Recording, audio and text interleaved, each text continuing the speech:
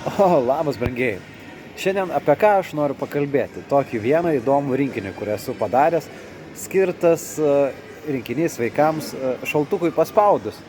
Jis sudaro žvarbuko tepalas, arbata ir sirupas, padedantis nuo kosulio.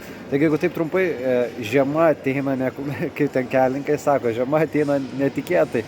Taip ir būna lygos. Va dabar pats. Užkėmęs, sloga ir tikrai reikės pačiam vakare šito ir šito.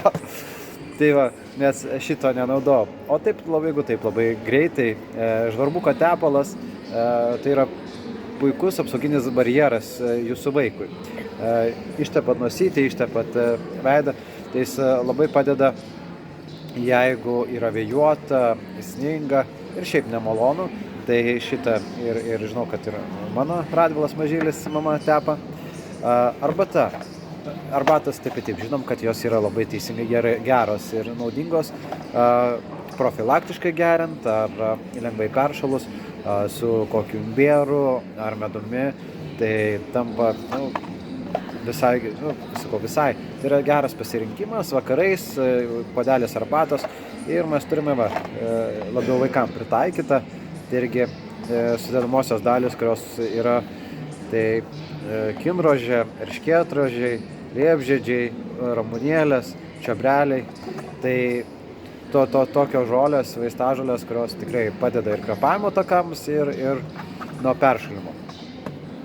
Ir turime šitą geriamą tirpalą, sirupą, kuris padeda kvėpavimo takams.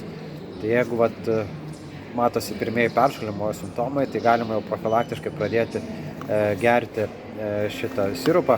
Jame įeina ciberžolė, gysločio lapai ir islandinės kerpenos.